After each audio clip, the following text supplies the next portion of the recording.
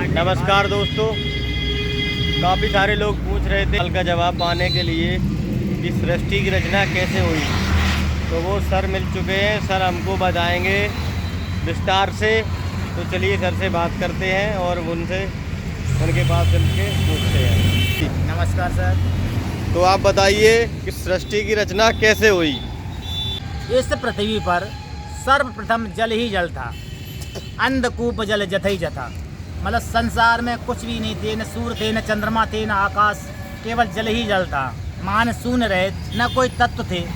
ऐसे मान शून्य रहित कोई भी तत्व ऐसे में थे ना, जल ही जल था।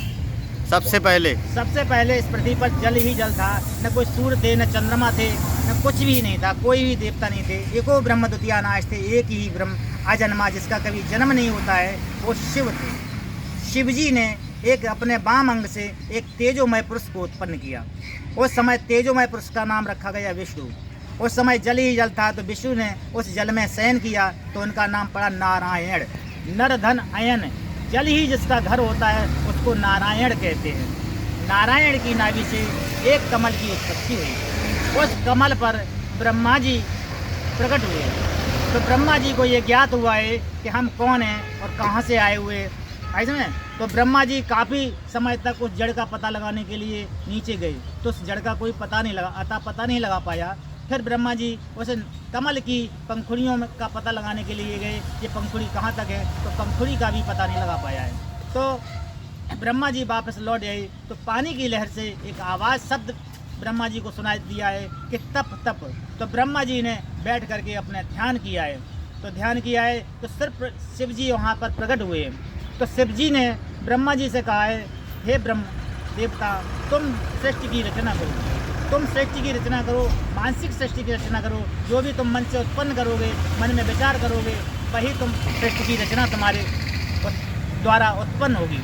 विष्णु भगवान से कहा है, तुम हे नारायण, तुम ऐसे तुम संसार में जो भी सृष्टि की रचना होती है उसका तुम पालन करना, उनकी रक्षा करना, यही तुम्हारा कर्तव्य है। और ओमकार मंत्र का जप करना हमेशा। जब भी तुम ओमकार मंत्र का जप करोगे, हम तुम्हारे पास आएंगे और तुम्हारी हम हेल्प करेंगे। तो एक समय ब्रह्मा जी ने ब्रह्मा जी की 4 मानस पुत्र थे, ऐसे सनक, सनंदन, सनत कुमार, सनकादिक, ये 4 मानस पुत्र थे। तो ब्रह्मा जी ने ऐसे 4 मानस पुत्र को पैदा करने के बाद, उत्पन्न करने के बाद, अपने मंत्र के द्वारा इनसे कही तुम सृष्टि की रचना करो। तो ब्रह्मा जी ने से सृष्टि की रचना करने के लिए मना कर दी कि हम सृष्टि की रचना नहीं करेंगे। हम सृष्टि की रचना करेंगे तो घर गृहस्थी में माया जाल में पड़ जाएंगे, इसलिए मैं सृष्टि की रचना नहीं करूँगा।